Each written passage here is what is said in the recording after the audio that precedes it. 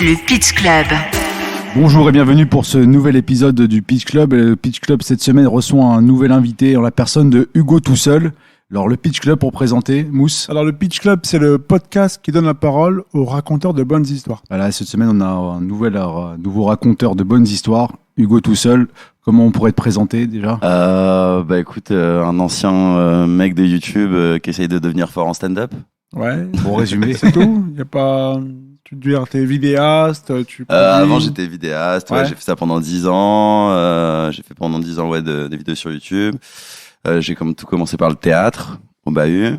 Et puis là depuis 1 an et demi, je me mets sérieusement au stand-up. J'ai fait de la scène aussi avec le groupe. D'accord. On avait fait une grosse tournée. Voilà, maintenant j'essaie d'écrire mon spectacle solo. D'accord, alors on va en parler à plus tard, mais Ouais. tout d'abord on va commencer en intro. En tombant sur ta fiche Wikipédia, on est tombé sur une phrase qui nous a interpellés. Une phrase choc. Une phrase choc, en effet, tu avais déclaré en août 2011 dans une interview pour TV Mag et tu parlais des podcasts en disant le gentil groupe des mecs à chemise. Alors, j'ai une chemise aujourd'hui. Non, Mousse, moi t'en j'ai as mis pas. un suite là. Ouais, c'est vraiment un hasard que j'ai mis Voilà. une chemise. Alors, comment tu peux nous expliquer cette phrase ? Alors en fait il y a quiproquo parce qu'à l'époque c'est les vidéos qu'on appelait les podcasts, ce qu'on faisait en face cam. À vrai dire le podcast audio il était pas du tout connu quoi, ça devait déjà exister mais je parlais sûrement des vidéos et tout simplement parce qu'on était tous des mecs pas très très rebelles et on avait tous des putains de chemises à carreaux quoi. Pas très très rebelle, c'est-à-dire vous étiez... On était tout gentils quoi, on était un petit groupe de mecs dont la principale qualité était d'être timide mais de s'en moquer un petit peu quoi. C'était un peu ce qui faisait le point commun de tous les créateurs à l'époque quoi. Tu sais, on avait tous un personnage un peu timide. Du coup j'avais dû dire ça mais j'ai dit beaucoup de trucs juste pour remplir des phrases aussi en interview. Ouais, faut remplir des fois. Et 10 ans après, tu valides encore cette phrase ? C'était une époque de gentils petits créateurs ouais en tout cas ouais. C'était cool, c'était l'époque des bisounours quoi. D'accord. Alors ça, on Ça va... te manque un peu cette époque-là. Ouais, je suis nostalgique quand j'y pense forcément parce que c'est le début du moment où j'ai commencé à vivre d'un truc que je kiffais. Après des années et des années de galère quoi. Du coup, ouais, je suis nostalgique, mais c'est le point de départ d'un truc. Je suis aussi très très content de maintenant, quoi. Alors déjà en action, on peut actuellement te retrouver sur les plateaux de stand-up et déjà savoir comment tu vis ce retour sur scène avec un micro. Bah c'est trop bien, ça fait du bien. C'est vrai qu'on est resté 7 mois sans jouer. Ma vie n'avait plus aucun putain de sens parce que même écrire c'est dur quand tu joues pas le soir même, quoi. Donc ouais, ça fait du bien que voir que les salles sont remplies aussi, c'est ça qui est cool. Moi je me demandais vraiment si les gens étaient si pressés de nous revoir quoi. Et au final ouais, c'est trop cool. Ouais, on a vu que les salles étaient remplies rapidement et que les gens attendaient ça. Ici même là où on enregistre, ouais, c'est tout le temps blindé, ça fait du bien. Comment tu le trouves le public là depuis que t'es revenu Tu les sens comment les gens là Je les sens avides de rire quoi. Un des premiers trucs que j'ai ressenti c'était surtout les 2 premières semaines, quoi. Ce qui faisait plaisir, c'est qu'en fait, ils étaient aussi contents que nous d'être là. Ça se voyait de fou, quoi.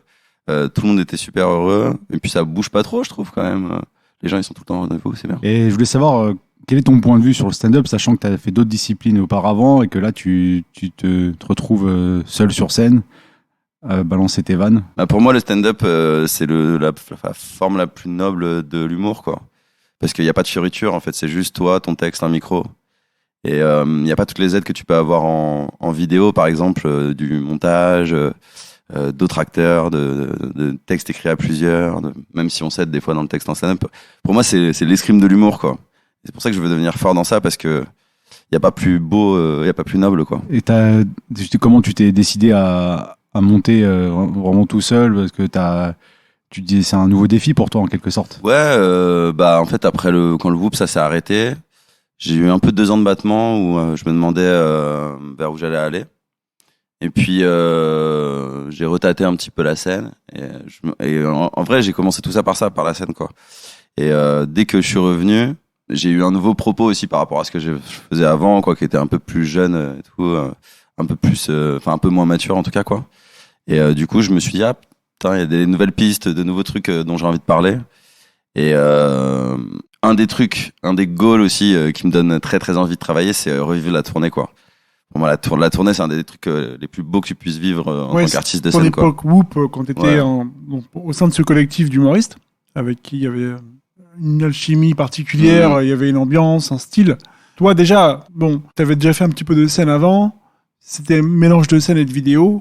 Toi, il y avait au fond de toi toujours ce besoin de remonter sur scène, d'y aller tout seul. Ouais, c'est un défi qu'avant qui me paraissait un peu impossible et tout. Et puis en fait, je me suis rendu compte que juste faut bosser énormément, quoi. Mais c'est un truc, ça se trouve, je vais chialer la première fois que je vais faire une date tout seul, quoi. C'est vraiment un truc à cocher dans ma tête, quoi. Et en termes de travail, ça s'organise comment, sachant que là, comme tu dis, c'est sans fioriture le stand-up? Bah, concrètement, c'est comme tout le monde, hein. J'essaie d'écrire tous les jours, quoi. Par rapport à avant, j'essaye vraiment de, au moins tous les soirs, caler une nouvelle vanne, tu vois, changer au moins une phrase, qu'il y ait toujours une part de test, quoi. Essayer d'avancer un peu chaque soir. Après, c'est dur, quoi, parce que des fois, tu sors 5 minutes qui sortent tout seul de ta tête comme ça, qui marchent quasiment trop bien direct. Et des fois, tu galères des jours à écrire des trucs nuls, quoi. Mais j'ai l'impression que c'est un peu comme tout, c'est la régularité, quoi. Régularité. Et t'as une méthode de travail? Est-ce que tu as une routine? Franchement, concrètement, j'essaye vraiment d'écrire de la matière tout seul. Et après, j'en parle avec des potes. Je travaille beaucoup avec Henri Fexa. Je travaille avec Titouche aussi un petit peu. Et puis bon, après, un petit peu Lenny. Ça dépend des discussions, quoi, que j'ai. Ouais, j'essaye toujours d'avoir de la matière quand je travaille avec des potes, quoi. Je viens pas à vide, quoi. Justement, l'autre fois, j'étais au Paname, je voyais Lenny derrière Lenny Bunga qui était dans le podcast aussi en tant qu'invité. Il te voyait derrière le rideau, il dit le petit a bien progressé. Ouais. En vrai, c'est Lenny, hein, d'ailleurs, quand je m'y suis remis, qui m'a un peu tenu par la main, qui m'a amené à des plateaux et tout, qui m'a donné plein de conseils. C'était un peu, franchement, un peu le mentor et tout quand j'ai recommencé, quoi. Et puis moi, c'est quelqu'un que je connais depuis longtemps maintenant ici et dont j'ai toujours admiré le taf, quoi. On va revenir un petit peu en arrière. On va te demander de nous reparler vraiment de tes débuts, tout début tes premiers lueurs de travail dans l'humour. C'est-à-dire à quel moment dans ton cerveau ça s'est dit tiens, je veux faire ça. C'est vraiment la rencontre avec Norman, hein, au Bahut. Le théâtre a beaucoup aidé parce que j'étais un gars très très très timide avant. Et en fait, au même moment où j'ai commencé le théâtre, j'ai rencontré Norman. C'est-à-dire vous étiez ensemble au lycée? Ouais, on était ensemble au lycée. On n'a jamais été dans la même classe, mais on était ensemble. C'était quel lycée déjà? Tu peux le rappeler? C'était Saint-Sulpice. Saint-Sulpice, un petit lycée privé près du Luxembourg, mais qui avait 70% de réussite au bac et il y avait que des cancres, tu vois. Et c'était très sur l'artistique, quoi. Il y avait option théâtre, option ciné, option art plastique et tout. Et du coup, on a commencé à faire des vidéos ensemble, des tournées montées quand on était aux soirées, et puis qu'on projetait le matin sur la télé, tu vois, avec tous ceux qui avaient dormi à la Piole où on était, quoi. Donc là, vous étiez au lycée, il y avait comme un internat. Voilà, on était, non, c'était, tu sais, on faisait des fêtes et les gens y restaient dormir. Nous, on filmait des trucs pendant la soirée, on regardait tous ensemble le matin après, quoi. Et il s'avère qu'un jour, en fait, Dailymotion est arrivé. On a commencé à s'intéresser à ce truc et tout. Et on a découvert que sur l'iMac de Norman, il y avait une webcam, quoi. Et on a commencé à faire des vidéos comme ça. Sur l'ordinateur, il y avait une caméra. Ouais, voilà. Donc on n'avait pas conscience avant. Là, on est en quelle année là? On est en 2008, un truc comme ça. Il n'y a pas beaucoup d'ordinateurs qui ont une caméra. Ouais, c'était les premiers trucs. C'est tout neuf, là. Et donc, vous dites, tiens, il y a ce truc-là, on va s'en servir. Ouais, voilà, ouais. Et puis on montait tu sais, sur iMovie, quoi. C'était vraiment du fait maison, hein. Et vous écrivez comment à l'époque, les trucs? Ouais, je crois, c'était vraiment, c'était des blagues de caca et de pipi, hein. C'était pas du Bill Burr, mon gars. Mais t'en parlais un peu avant, et, enfin, Bill Burr, attention, des fois, il est très terre à terre, on va dire. C'était vraiment les prémices, quoi. En fait, on était super contents de tourner des trucs. Et c'est, en fait, quand tu commences, il y a tellement moins de prise de tête qu'après des années à avoir fait ça, en fait, tout sort, quoi. Et du coup, on avait chacun notre petit carnet, on se lisait des idées, des trucs comme ça. Mais la rencontre avec Norman était décisive ou il y a des gens dans ta famille qui sont dans le milieu artistique, qui t'ont peut-être initié sans le savoir assez... Mes deux parents sont des intellos et tout, mais c'est vraiment des fonctionnaires. Ceux d'encore avant, c'est des ouvriers. J'ai aucun artiste dans ma famille. Et c'était, la rencontre avec Norman, elle a été décisive parce que c'est la première fois qu'il y avait quelqu'un dont j'étais aussi sensible à l'humour, qui était aussi sensible au mien. On était vraiment très, très, très, très proches, quoi. Et on avait trop envie de créer des trucs, quoi. Et lui, il m'a vachement aidé du fait d'être un gros bosseur, Norman, quoi. Et du coup, on a enchaîné, puis après, on a rencontré les autres créateurs parce que, à l'époque, on faisait 1000 vues, c'était un truc de fou, quoi. Et du coup, la plupart des gens qui te regardaient, en fait, c'était des gens qui créaient aussi. C'est comme ça qu'on a rencontré à l'époque Cyprien, Jérôme Niel, tout ça. bien avant que tout le monde pète, quoi. Oui, parce qu'il faut contextualiser. À cette époque-là, pratiquement personne n'a un smartphone. Non. Ça vient d'arriver, les iPhones. Hein. Ça doit Donc les gens, ils sont pas encore habitués à les voir scroller et tout sur leur téléphone. C'est ça. Et Donc YouTube, vous- c'est mais il n'y a même pas les réseaux sociaux. Ouais, et tout, voilà, c'est vrai, vous, c'est vraiment les initiés, les gens un peu du métier, ceux qui démarrent, un peu le début de Twitter, un peu le début de tout ça, tu vois. On arrive sur une nouvelle décennie où 10 ans après, ça va être le bordel. Donc vous êtes arrivé au tout début, le Big Bang un peu, quoi. Ouais, exactement. Vous êtes les pionniers. Franchement, avant nous, en France, il y avait Rémi Gaillard, Oui. qui était le seul mec à faire des putains de millions de vues, parce qu'il y avait pas de parole, en fait, et c'était du gag, quoi. Ouais, c'est un mec qui faisait des paris. Il faisait des caméras cachées un peu. Ouais, voilà, c'était des caméras cachées, ouais. Il déconnait dans la rue. Et en gros, on était les premiers à faire de la fiction. Et on s'est tous rencontrés et ça a pété. En fait, le jour où on a rencontré Vic, et Vic était le seul qui était sur YouTube déjà. Donc, Evic, on va Sur préciser, c'est Mr. V. Mr. V. C'est ça, qui a créé sa chaîne YouTube et après qui a. Du coup, il nous a tous dit, venez sur YouTube parce que en fait, ça touche beaucoup plus de gens. Parce que Daily, au final, c'était quoi? C'était la Suisse, la Belgique, le Canada, la France et basta, tu vois. Et YouTube, c'est vraiment tous les francophones du monde, quoi. Et à partir du moment où on a fait ça, en 2 mois, les vues, elles ont explosé. C'était fou, quoi. Et d'un point de vue technique, c'est-à-dire, pour passer de la vidéo filmée à ce format-là, vous aviez déjà des contraintes par rapport à la caméra que vous utilisez, par rapport au format? C'est-à-dire, est-ce qu'il y avait des compatibilités entre ce que tu filmais toi et ce qui passait ensuite sur Dailymotion et YouTube? Non, tu sais, on était super libre. Ça rentrait direct. En plus, on se prenait vraiment pas la tête. Genre, à l'époque, dis-toi, on travaillait aussi avec un mec qui s'appelle Kemar. Et c'était vraiment celui qui joue pas tient la caméra, quoi. Il y avait pas de technicien, il y avait rien. C'était vraiment de la débrouille de À l'arrache. À l'arrache. À l'époque Dailymotion, c'était des humains qui choisissaient ce qui était en homepage et tout. Tu vois, c'était pas un algorithme, quoi. C'était vraiment la préhistoire du truc, quoi. Alors justement, tu parles du Kemar, vous avez fait un collectif avec Norman qui s'appelle le Velcro. Ouais. Alors raconte-nous un peu ce. Super nom d'ailleurs, le Velcro. Qui l'a trouvé ce nom? Je sais plus qui l'a trouvé, mais c'était du simple fait que on avait tous des baskets à velcro, quoi, tu vois. Parce qu'on avait un putain de style, apparemment. Le crew, Velcro, enfin voilà. Ouais, voilà. Et comment s'est formé ce collectif? Comment vous vous organisez pour travailler? Ça a commencé d'abord juste avec Norman. Et puis en gros, Kemar sortait avec ma meilleure pote. On l'a rencontré comme ça, lui il était dans un autre lycée. Et puis on est tombé amoureux de ce gars, quoi. Je sais plus trop comment. On en est venu à faire une vidéo avec lui, on l'a invité, on l'a trouvé trop marrant, on a fait cette idée de faire des vidéos avec nous. Ça l'a chauffé, et puis après c'était vraiment... les vidéos, elles étaient quasi écrites genre 5 minutes avant d'être faites, quoi. On se prenait pas beaucoup la tête, on écrivait un tout petit peu, mais tout sortait tellement vite parce que on était beaucoup moins... Du fait d'avoir beaucoup moins travaillé dans ça, on était vachement moins critique sur ce qu'on faisait, du coup on se prenait moins la tête, du coup on créait très très vite, quoi. Et on en a fait, je sais pas, on a dû faire une centaine de vidéos ensemble. Et après on a eu envie de faire du solo un petit peu. C'était apporté quoi cette expérience avec le Velcro? J'ai appris le montage, j'ai appris la réal, j'ai commencé à apprendre à écrire. Et c'est pour ça que, tu vois, il y a beaucoup de gens qui me demandent souvent, comment faut faire si je veux faire ça. Je pense que les écoles, des BTS, c'est super bien pour la technique, quoi. Mais il faut faire, en fait, quoi. C'est comme le stand-up, tu vois. Il n'y a pas d'autre solution que faire. Au début, c'est sûr que dans 5 ans, tu trouveras nul ce que tu fais maintenant, quoi. Mais tu peux pas juste, je sais plus où j'ai entendu ça, mais ça résume bien le truc. Tu peux pas juste grimper la dernière marche, quoi. Et on avait cette chance aussi à l'époque, qu'ont peut-être plus ceux qui font de la fiction maintenant, mais en plus c'est super dur maintenant. C'est que on n'avait pas conscience de notre audience. Déjà, on en avait très peu à la base. Et même quand on en a eu beaucoup, pour nous, ça représentait rien, parce qu'il n'y avait pas de modèle avant, tu vois. Et du coup, on n'avait pas peur de quoi que ce soit. Il n'y avait pas les réseaux sociaux, donc si tu faisais une erreur sur une vanne un peu naze et tout, t'avais pas 800 000 personnes qui te critiquent et veulent te tuer, quoi, tu vois. Oui, c'est ça, c'est qu'il n'y avait pas la même pression qu'aujourd'hui. Et ça, c'est un truc que je trouve grave en vrai aujourd'hui. C'est que il va y avoir plein de petits créateurs, tu vois, qui osent pas et tout. Parce que aujourd'hui, n'importe quel truc, ça peut se terminer en bad buzz. Parce que, ça peut prendre des proportions dingues. Ouais, voilà, parce que ça a touché telle ou telle personne qui est sous prétexte d'être tolérante, l'est pas du tout, en fait, quoi.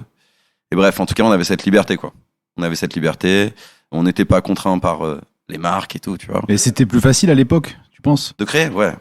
Bah ouais, clairement, parce que il y avait pas autant d'argent en jeu qu'il y en a maintenant sur YouTube. Maintenant, faut savoir, la plupart des créateurs, surtout si tu veux faire de la fiction, t'es obligé de te faire sponsor par une marque. Et une marque, c'est quelqu'un qui va te dire, bah non, ça non, ça non, ça non. Et faut que ça plaise à la clientèle qu'il a envie que ça plaise, tu vois. C'est un peu pour ça que moi je suis parti. C'est que c'est devenu trop un business pour moi, quoi. Le Pitch Club. Par rapport à cette époque-là, à ce moment-là, toi, tu continuais tes études à côté, tu poursuivais d'autres choses ou t'étais lancé? J'ai continué, non, à vrai dire, en gros, moi je faisais des études de lettres et j'allais un peu aux cours que je voulais, quoi. Et à côté, moi je faisais plein de courts-métrages avec des potes qui étaient en école de ciné, avec Norman et tout. Et genre, en gros, j'ai eu une grosse discussion avec ma mère. Elle m'a dit, écoute, bah ça, tu peux y passer des jours et des jours à travailler. La fac, ça a pas l'air d'aller quelque part. Essaye, tu vois. Et franchement, ça me touchera toujours d'y repenser parce que 2 mois après, je payais mon loyer avec, quoi. Et tout le monde n'a pas la chance d'avoir une maman qui dit vas-y, lâche tes études et essaye de faire ce qui te plaît, quoi, tu vois. Ouais, c'est rare, déjà, les très parents rare, poussent aux études. Ouais. Et donc, tu pars après sur des études en cinéma après Non, j'ai fait aucune étude de cinéma. D'accord. En gros, j'ai lâché la fac de lettres. D'accord. En plus, c'était à l'époque du CPE et tout, donc on avait c'était en cours 2005, une fois tous les 6 mois, ouais. tu vois. Et T'es parti faire les manifs à l'époque, c'est ça? que dalle, j'allais aux AG pour rigoler un petit peu, tu vois. Ouais. Mais j'ai jamais été très engagé. J'étais bien engagé à pas taffer plutôt, quoi. Pour toi, c'était une aubaine, en fait. Mais ouais. Non, en gros, au début, moi, j'ai lâché la fac, j'ai fait des petits boulots et je faisais les vidéos. Ouais, genre, je crois 2-3 mois après, j'ai pu lâcher et commencer à payer mon loyer avec, quoi. Donc là, à ce moment-là, tu commences à te professionnaliser, on va dire. C'était dans quel format tu te professionnalisais? C'est-à-dire en faisant des vidéos uniquement? Ouais, c'est quand j'ai commencé Hugo tout seul, clairement. C'est en fait à l'époque on gagnait notre argent uniquement sur les vues de YouTube, quoi. Il y avait pas de placement et tout encore, quoi. Et c'était plutôt bien rémunéré à l'époque. C'était genre un peu plus de 1000 balles le million, quoi. Et puis on a commencé à faire plusieurs millions, tu vois. Et je crois que j'avais 23 ans, un truc, quand ça a pété Hugo tout seul. Et à l'époque, toucher 3000 balles par mois, c'était énorme pour moi, quoi. Et donc tu te filmais, tu faisais tes propres sketchs. J'écrivais, je filmais, je devais faire un sketch tous les mois, quoi, tu vois. À quel moment, tu vas joindre le Whoop? Comment ça se passe? Juste avant ça? En gros, c'est un peu après Hugo tout seul. En gros, un jour, il y a Norman qui vient me voir, qui me dit, j'ai rencontré un mec qui s'appelle Kader Aoun. Je fais bon et tout. Il me fait c'est le mec qui a créé H. Kader Aoun a créé la série H. Voilà. Été à Canal+, Jamel Debbouze, les spectacles de Mathieu Madénian. Donc c'est quelqu'un qui pèse lourd dans le Et en gros, il me raconte qui c'est. Il me dit il m'a proposé de faire du stand-up et tout, mais je me sens pas prêt. Et moi, ça m'intéressait vachement et tout. Et en gros, je suis venu voir un spectacle ici. J'ai fait wow. Là, ici, on est au Paname. Voilà, ici au Paname, ouais. Pour préciser, ouais. Et donc, tu vois, j'étais là, quoi. Tu te souviens, c'était quand? C'était... je saurais pas dire. L'année à peu près? Franchement, je saurais pas te dire. Il y a 10 ans. Ouais, c'était à 10 piges, un truc comme ça. Et je vois Tony Saint-Laurent, tu vois, sur scène, quoi. Et je meurs de rire, quoi. Et je fais putain, mais je savais même pas que ça existait des trucs comme ça, avec une toute petite scène et tout, quoi. Et du coup, je demande à Norman, je fais écoute, moi ça m'intéresse et tout, est-ce que ça te dérange si je la rencontre? Il me fait non, pas du tout. Je rencontre Kader, on discute de mes envies, de ce que j'ai dans la tête et tout machin. Il me dit vas-y, dans 2 semaines tu joues. Yeah. Je fais ok, vas-y. Il te donne un objectif et là. Voilà, attends, il te dit tu joues, tu écris un truc et tu. Il me fait tu fais un passage 5 minutes. Donc évidemment, je me pisse dessus. Ouais, parce que toi à ce moment-là, tu te dis mais attends, comment je vais faire? Ouais, j'avais envie, tu vois, mais évidemment, comme tous les premiers passages, c'est t'as envie de te suicider, quoi, de peur, quoi. Mais en tout cas, ça sort, quoi. L'écriture sort assez facilement et tout. J'écris des pages, quoi. Tu fais ça tout seul ou tu passes par des... Je connaissais personne qui faisait du stand-up. Ouais. C'est-à-dire que toi, tu connaissais déjà le stand-up de nom, de réputation? Ouais, tu sais, comme les mecs de ma génération, je connaissais Jamel et la première génération de Jamel Comedy Club et Basta, tu vois. Tu connaissais pas encore? Non, je connaissais pas du tout. Je connaissais Jamel, la première génération de Jamel Comedy Club, Dieudonné, Basta, tu vois. Et du coup, voilà, j'écris. Et puis je fais ma première fois ici. Et je me rappelle, j'oubliais tellement, j'arrivais pas à apprendre mon texte, que donc il y a un petit tabouret sur la scène. Je suis venu avec mon ordi posé. Et vraiment, je scrollais comme ça en regardant mes vannes et tout. Et puis bref, évidemment, c'était nul, tu vois. Mais j'ai quelques rires, quoi. Et puis je vois que j'adore ça, quoi. Et du coup, ça continue. Norman vient me voir. Il me fait, putain, faut que je le fasse aussi. Il y va. Et puis après, du coup, j'ai rencontré le Whoop. J'ai rencontré Malcolm qui tenait un petit plateau. Malcolm to the World. Malcolm to the World. Ouais, premier invité du Pitch Club. Voilà. Ouais. Qui tenait un petit plateau. Et Malcolm avait comme idée. En fait, donc, faut savoir pour les gens qui savent pas, ici les plateaux, tous les artistes changent et tout le temps. Et Malcolm, c'est le premier qui a voulu un plateau où les artistes changent pas, quoi. C'est toujours les mêmes. Il voulait créer une bande, quoi. Et du coup, il y a une première version du Whoop où il y avait juste Malcolm, Hakim, Yvick, Nick Moukoko. Oui. Je crois que c'est tout. Et pas Robert Owen à un moment. Je crois pas. En tout cas, il est pas sur la C'est première ce qu'il a affiche. dit. C'est possible. Il y a une première affiche qui Ouais. existe comme Oui. ça, où c'est la première bande. Et du coup, Nick, après, doit partir parce qu'il voulait se consacrer un peu plus à sa carrière de danseur et tout. Et puis, entre moi, Jérémy Detlo et Youssoupha Diaby. Et du coup, on commence la scène à plusieurs et tout comme ça. Et on était le premier plateau. Et t'avais Mike aussi, évidemment. C'est-à-dire Kelly. que, en Mike fait, Kelly. vous jouiez chacun votre passage, et après, vous avez commencé à jouer ensemble. Ouais, et puis même quand on faisait le plateau, en fait, contrairement aux autres, ceux qui étaient pas sur scène, ils restaient à côté du public, tu vois, ils étaient dans la Ouais. salle, on échangeait un peu, on échangeait vachement plus avec notre DJ Mike que sur les autres plateaux. Bref, il y avait un vrai effet de groupe, quoi. C'est-à-dire que c'est Mike qui faisait la régie, quoi. Ouais. Mike, il faisait la régie, mais il intervenait, tu En vois. général, la régie, bon, faut dire, c'est une personne neutre. C'est-à-dire Oui, que voilà. Elle travaille ici, elle voit les gens passer, les humoristes. Là, vous avez tout, en fait, en interne. C'est-à-dire que vous avez Ouais. c'était votre salle. Ouais. Voilà. Bah, Et- même quand on a fait le spectacle, après, tu vois, t'avais tout le temps Mike derrière. Et les gens savent pas que vous êtes tous complices presque. Il y avait ça un peu, non? Ouais, en fait, ça a commencé à se développer quand, en gros, c'est devenu un spectacle. Enfin, en tout cas, on voulait en faire un spectacle et du coup, on a voulu faire une première date dans un théâtre. Et Kader nous a aidé à avoir la plus petite salle de l'Apollo.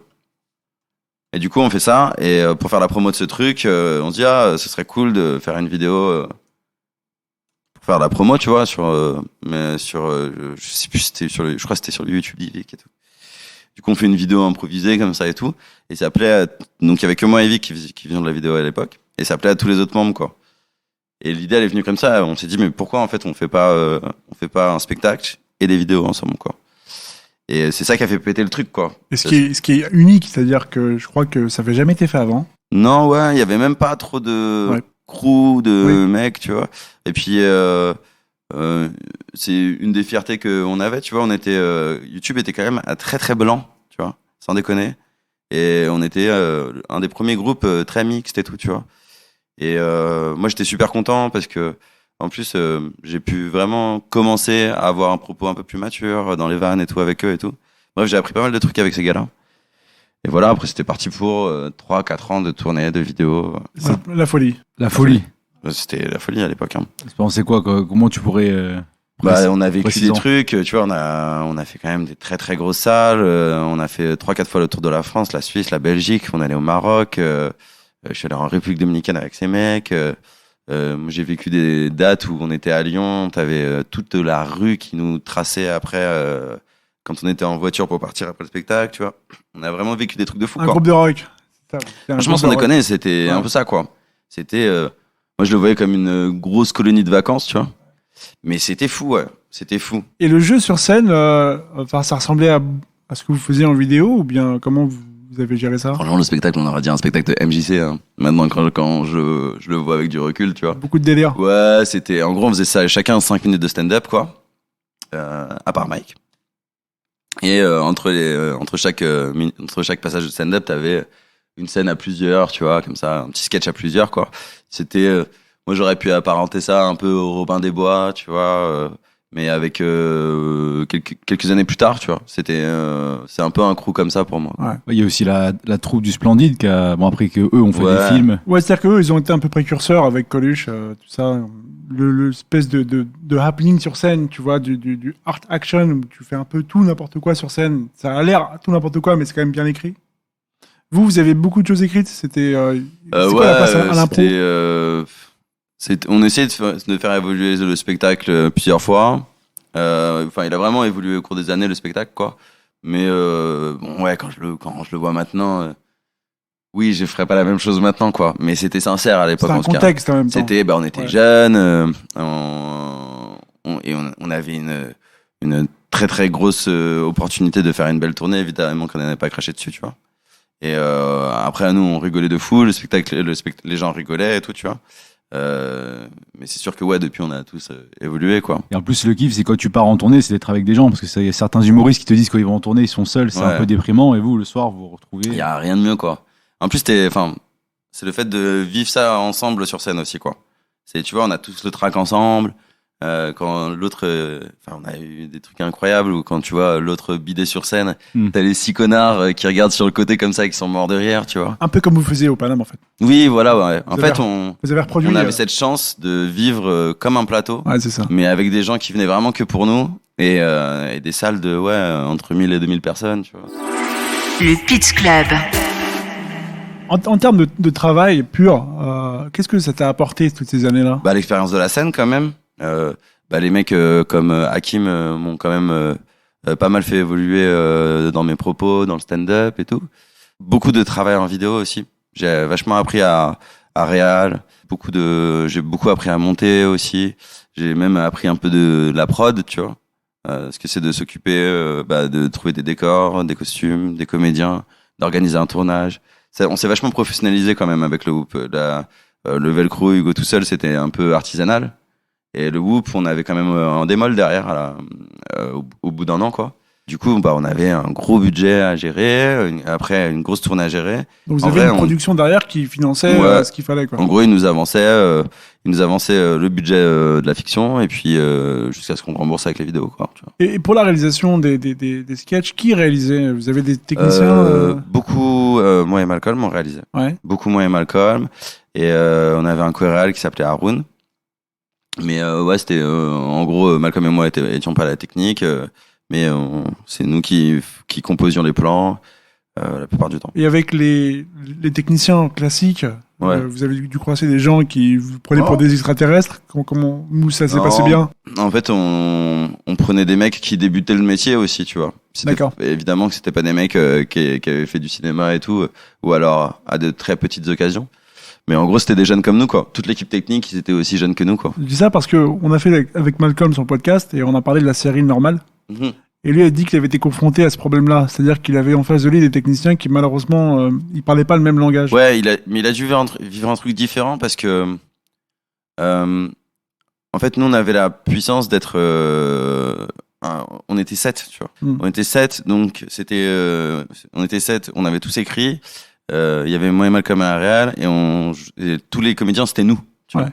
Du coup, les techniciens, ils étaient en nombre très inférieur. Tu sais, on avait un ingé son, le cadreur, et un mec et un chef op Zarma, tu vois. Ouais. C'est quoi le chef-op pour préciser ceux qui connaissent pas? C'est ceux qui s'occupent de la lumière. Ouais. Et du coup, voilà, on avait une équipe technique très réduite, quoi. Et l'assistante de prod, quoi. Voilà. Ils étaient peut-être, max 4-5, quoi. Du coup, tu vois, il y avait plus de comédiens que d'équipe technique. Malcolm, s'il a vécu dans Normal, c'est un projet qui est sorti de lui tout seul et qu'il a dû gérer de façon encore plus pro, je pense, que le Whoop. Et là, il était tout seul face à une grosse équipe technique, donc forcément, c'est pas la même chose à gérer. C'est ce que nous a expliqué. Beaucoup de malentendus des fois, mais énormément de kiff quand même, parce qu'il a obtenu beaucoup de choses d'une équipe qui n'était pas ultra de ouf. Parce que c'était un format pour Internet, et qui disait que si un jour il était amené à faire des trucs plus gros, il aurait moins de soucis. Ouais. De ton côté, donc de cette expérience-là, après tu as arrêté un petit peu la vidéo. À fond, complètement. Toi, tu as fait récemment une vidéo qui s'appelle Rond Carré. Ouais. C'était comment c'était venu l'idée de refaire ça? Alors en fait, c'est des discussions avec Henri. Moi, ça fait plusieurs fois que j'essaye de faire Henri Fexa, ouais. Ça fait plusieurs fois en fait que j'essaie de faire du podcast comme on l'entend maintenant, et j'ai toujours voulu le faire filmer, quoi. Le truc est que en fait quand tu filmes, que t'installes des caméras, le son et tout, tu perds vachement de spontanéité, quoi. Et je voulais faire un truc assez court. Si c'est filmé, je voulais pas que ça dure 1 heure, tu vois, parce que c'est un truc qui est super cool en audio parce que tu peux faire d'autres choses en même temps, mais bref, avec le support visuel, je voulais que ce soit plus court. Et bref, j'en parle avec Henri. Et je lui dis, voilà, comment on pourrait respecter ces contraintes et tout. Et un jour, il me fait, mais putain, mais pourquoi on se filme pas juste en selfie et on parle, quoi. Je fais, putain, c'est trop bien parce que du coup, tu peux le faire n'importe où, n'importe quand, et ça s'allume en 2 secondes. Il y a aucun truc chiant techniquement, tu vois. Bon, le son pêche encore un peu. Ceci dit, je suis super content et l'impression que j'aime beaucoup et qu'on me dit beaucoup de ça, c'est que c'est ce dont j'avais envie, quoi. C'est que t'as vraiment l'impression d'être entre potes, quoi, dans une conversation entre potes. Il y a un côté spontané, en fait. Ouais, voilà. Tu sais, je voulais vraiment que, voilà, on se dise, putain, on a envie de tourner, vas-y, on y va, quoi. Ça reste quand même de la sitcom pour toi? C'est-à-dire que c'est de la situation comédie, tu crées une situation. Non, même pas, parce que franchement, tu sais, des fois, je viens avec des questions et tout comme ça, comme je peux venir avec du texte quand on écrit du stand-up avec des potes, quoi. Donc, ouais, vous trouvez pas ça bizarre que, tu vois. Mais la plupart du temps, en vrai, c'est juste, on commence à avoir une conversation intéressante. Je fais, ah putain, bah attends, vas-y, viens, on tourne 1 heure, c'est sûr qu'il va y avoir des trucs cool, quoi. Mais pour moi, c'est de la discussion, quoi.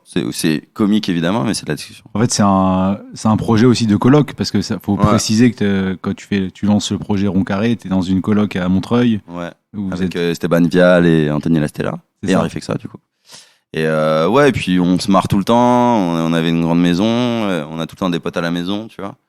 Et on parle H24 de blagues et de tout ce qui tourne autour. Et plein de fois, mais même avec mes autres potes, plein de fois, on s'est dit, putain, mais il y aurait une caméra là, ça aurait été trop cool, tu vois. Et ça, Rond Carré, c'est un peu ça. Est-ce qu'il y a des œuvres qui t'ont influencé de manière décisive par rapport à ça? Par rapport à ce que tu fais à Rond Carré? Ouais, Alors, 70 Show, je sais pas si tu vois. The 70 Show, ouais, ça pourrait être une influence, ouais. Larry David? Larry David dans quoi? Curb Your Enthusiasm? Ouais, mais c'est de la fiction, quoi, tu vois. L'idée on dirait que c'est improvisé. Tu vois, Mais c'est improvisé, hein. Il y a rien d'écrit, hein, dans Rond Carré. C'est totalement improvisé. C'est totalement improvisé. Il y a absolument Parce rien que d'écrit. Met en place des situations, il y a de l'impro, mais il y a quand même un scénar. Ouais, j'en parlais avec Kader de ça. J'étais étonné de savoir ça, d'ailleurs. Ouais, des grandes lignes, en fait. En fait, il donne des indications scéniques et après, c'est... Ouais. Non, mais ça pourrait être... si je faisais de la fiction, si je refaisais de la fiction un jour, c'est une méthode de travail que même dans le drame existe, tu vois. Maïwenn a travaillé comme ça et tout aussi. Je trouve ça trop bien. Mais Rond Carré, c'est vraiment une discussion filmée, quoi. C'est que de l'impro, je sais pas du tout où ça va. Il y a des trucs, des fois, on a essayé, c'était pas marrant, tu vois.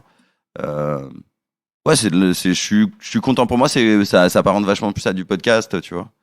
C'est des ambiances comme moi je suis très très fan de Riviera Détente, par exemple, un truc c'est tenu par un mec qui s'appelle Henri Michel, je sais pas si vous connaissez.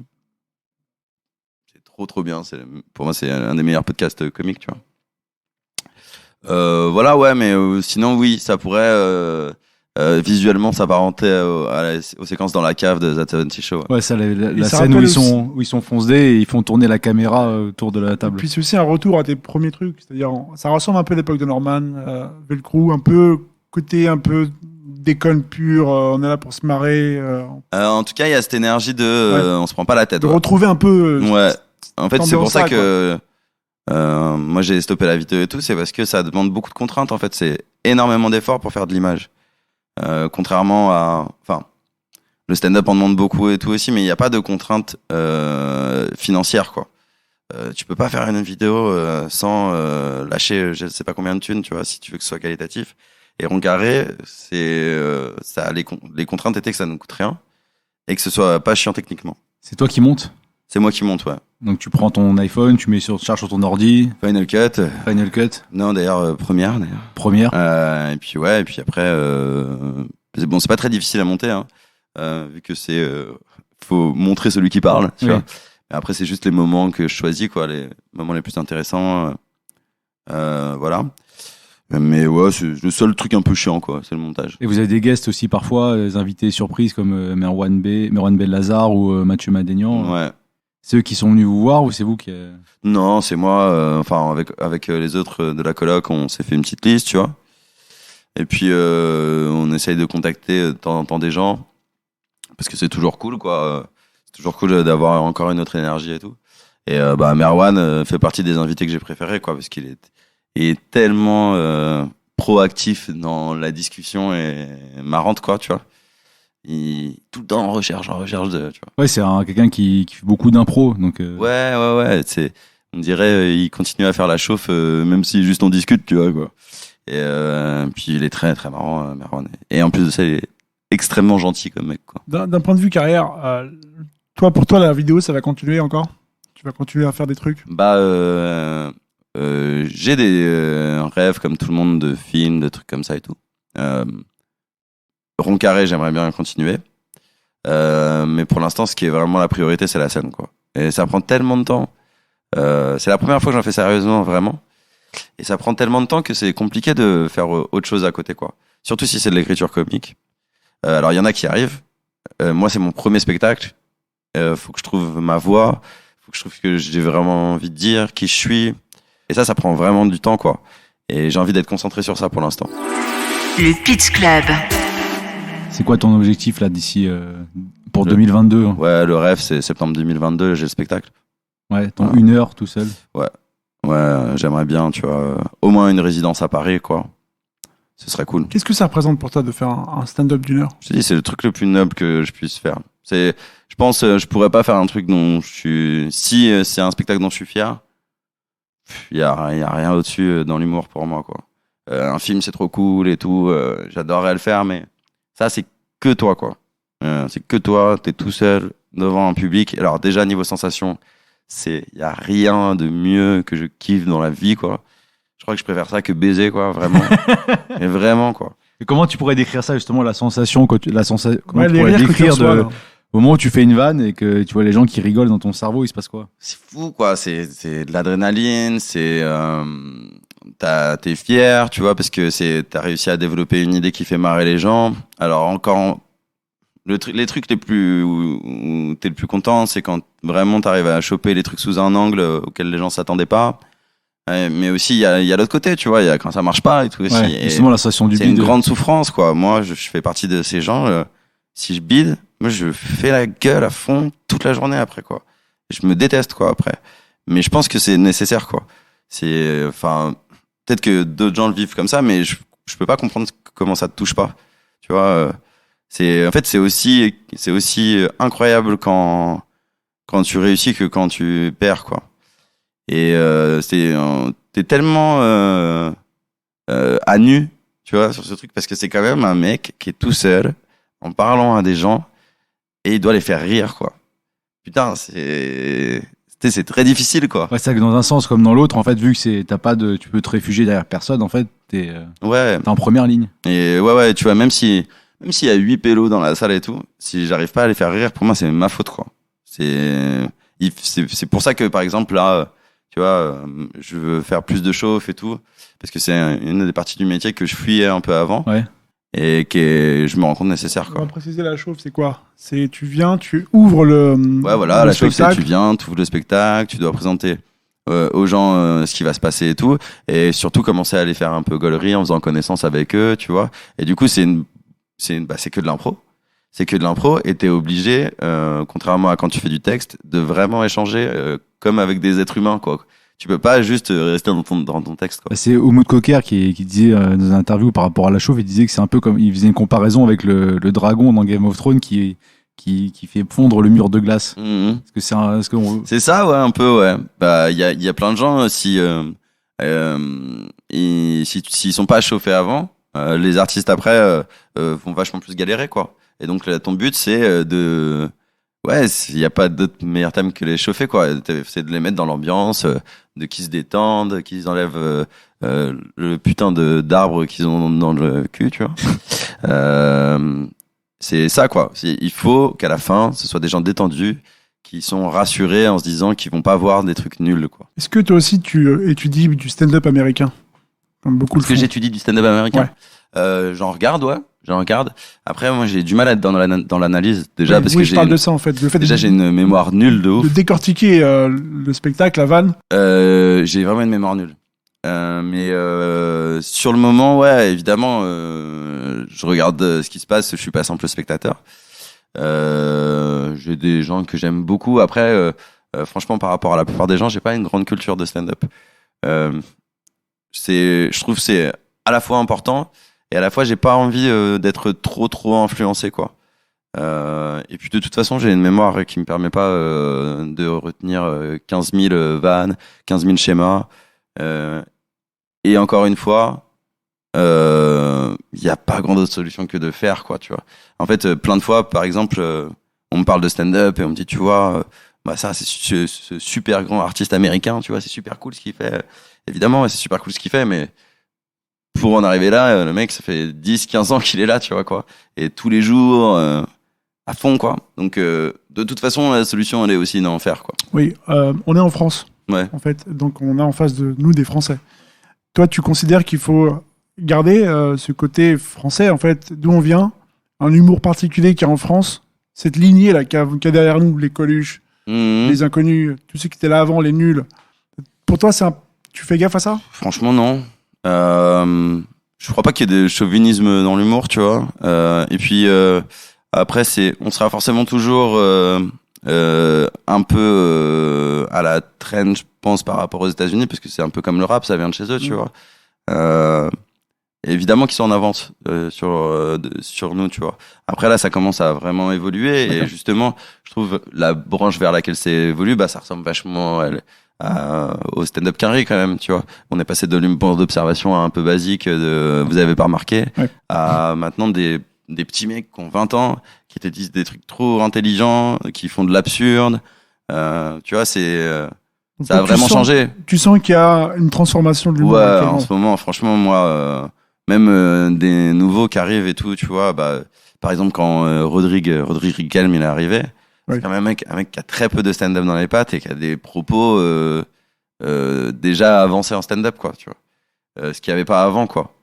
Tu vois, même au Paname, encore il y a 5 piges, franchement, le niveau de tout le monde était beaucoup moins bon, quoi. Là, ça a vraiment évolué et je trouve qu'en plus, avec cette pause du Covid, quoi, ça a donné fin de nouvelles vannes aux artistes, quoi. Je trouve que tout le monde écrit vachement plus. Tu vois, il y a une nouvelle énergie, quoi, de Ouais, il y a une émulation. putain, j'ai pas envie de faire le même texte pendant 6 mois, quoi, tu vois. C'est qu'on est en mode compétition, là. C'est comme un championnat, Ouais, et puis Et même, voilà. ouais, il y a ça. et on se bat, quoi. Et je pense c'était un truc qui était acquis avant, quoi. Bah ouais, on a ça, on l'aura toujours. Et on se rend compte que, en fait, non, n'importe quel moment, ça peut s'arrêter. La scène, le fait de jouer et de faire un truc qu'on aime, quoi. Du coup, là, tout le monde les gens ils sont contents de venir voir des spectacles et les artistes ils sont contents de jouer beaucoup plus qu'avant, je trouve, quoi. Et tu disais que tu travailles tout seul, mais quelles sont les personnes sur lesquelles tu t'appuies pour travailler? Dans mes potes, tu veux dire? Dans tes potes ou Ton dans les gens du entourage, stand-up qui Ton t'ont... entourage Parce que proche. tu parlais à un moment de Lenny Bunga qui Ouais, t'a aidé. bah tu vois, Lenny, en fait, Lenny fait partie de ces gens qui ont un truc qui moi me manque pour l'instant, c'est beaucoup de jeux, tu vois. Et je sais que c'est l'act out. ce qu'on appelle les act out. Donc le stand-up la plupart du temps pour les aficionados, genre c'est t'as du texte et tu vas pouvoir faire rire les gens dessus. Mais la plupart des gros rires, c'est un moment de jeu, donc ce qu'on appelle l'act out techniquement, quoi. Lenny, on a beaucoup. L'un des derniers, par exemple, un des derniers sketchs que, bah, pour le coup, j'ai un peu analysé et tout. C'était le sketch de Ahmed Sparrow sur le loup-garou, tu sais. Oui. Et je me suis rendu compte à quel point techniquement c'était ouf parce que c'est vraiment une phrase du jeu, une phrase du jeu, une phrase du jeu. C'est d'un et tu vois, bah, on est allé au Wonderland là jouer Ça en ensemble plein air, il y a ouais. 2 semaines. Hein. Mais t'as vu de l'assassinat, quoi. Oui. Et Ça parle à tout le monde. Ouais, ça parle à tout le monde et puis même c'est très rythmé. Tu vois, ça bouge dans tous les sens et tout. Moi, il y a des trucs dans ce que je fais dont je suis content. On me dit que, tu vois, bah, mes pairs me disent que c'est vachement mieux que ce que je fais, que ce que je faisais avant, donc je suis content et tout. Mais je sais qu'il faut du rythme, tu vois, il faut du rythme et tout. Et bah, j'en ai parlé à Ahmed. Justement, quand j'étais au Wonderland, j'ai vraiment regardé et tout. Comme ça. Et c'est impressionnant à quel point c'est rythmé, quoi. Parce que toi, t'as fait une formation de comédien. T'as pas fait une formation de comédien, donc comment tu peux faire pour pouvoir progresser Bah, dans là-dessus? l'écriture, tu vois, j'écris beaucoup avec Henri, tu vois, Henri fait que ça. Et souvent, on se rencontre, on fait, ça fait beaucoup de temps qu'il y a que du texte là, tu vois, ce serait bien de mettre un petit act out et tout. Et bah, du coup, au début, là, ça commence à venir et tout. Mais au début, c'est toujours un peu délicat l'act out parce que c'est beaucoup plus un saut dans le vide que du texte, quoi. Quand tu joues un personnage et que ça marche pas, mon gars, Tu bites 2 fois plus. c'est bien triste, hein. Tu vois, c'est vraiment, faut y aller, et puis faut y aller à fond, quoi, sinon ça marche pas, quoi. Du coup, ouais, c'est un des trucs que j'apprends en ce moment. Et encore une fois, la chauffe participe au fait que je suis de plus en plus à l'aise pour ça, parce que comme la chauffe, t'es obligé de pas mentir sur scène.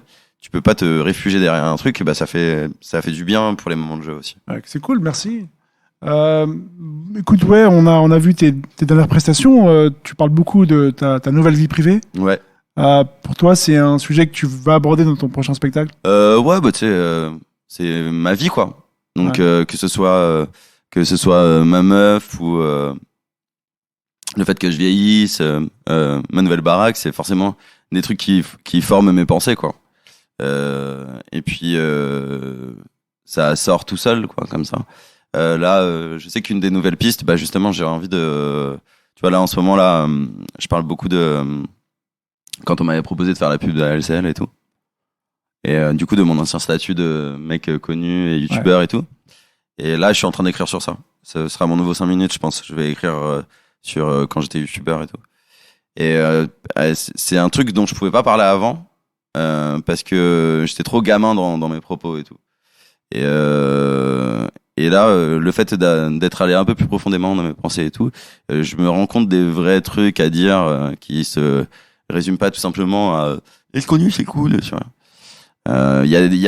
C'est un des trucs que ici au Paname et même dans les autres plateaux, je suis un des seuls à pouvoir en parler, tu vois. Et j'ai vu que quand je commence à peine à en parler, ça intéresse beaucoup les gens, ça les fait gaulerie. Et là, ouais, c'est ma prochaine piste, quoi. Par contre, j'avais remarqué que je trouvais beaucoup plus déterminé sur scène depuis l'avant-Covid, en fait. Je sais pas comment. Ouais. Parce que je suis pas un mec très sérieux. Et je me suis dit qu'il y en avait un peu marre de ça. Donc, nouveau rythme de vie. Ouais, j'essaie de le tenir, mais surtout, quand je suis sur scène, j'essaye vraiment que ça serve à quelque chose, tu vois. Avant, je pouvais passer des semaines sans changer un putain de mot, et c'est pas bien. Et là, maintenant, j'essaye vraiment quasiment à chaque fois de changer un truc, d'essayer de l'améliorer, de faire une nouvelle vanne, de test, quoi. T'as mis en place une discipline quotidienne de travail, c'est-à-dire de répétition tout le temps? Pas de répète. J'aime pas répéter, parce que pour moi, en tout cas, ça robotise le texte, tu vois, je trouve. D'accord. Mais j'essaie d'écrire tous les jours. J'essaie d'écrire tous les jours. S'il y a rien qui sort, il y a rien qui sort. Mais j'essaie d'écrire tous les jours.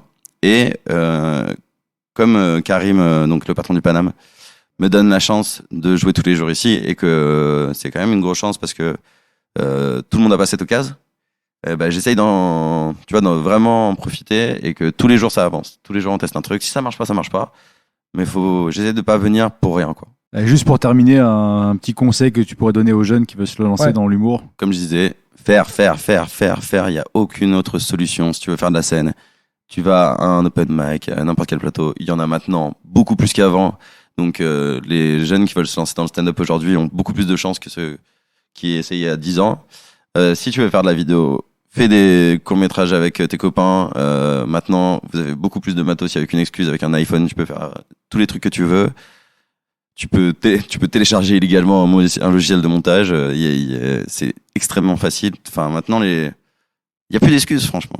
Et la seule solution, c'est faire. Et de créer. Tout le temps Faut tout le temps créer, créatif. Au début, ce sera nul, c'est pas grave. Oui. Dans 2 ans, ce sera bien. Super. Merci Hugo d'avoir Merci été avec Hugo. nous aujourd'hui. Merci pour super l'invite, sympa. c'était trop cool. Et on se retrouve la semaine bientôt. prochaine pour un nouvel épisode du Pitch Club. Au revoir. Trop bien, c'était cool.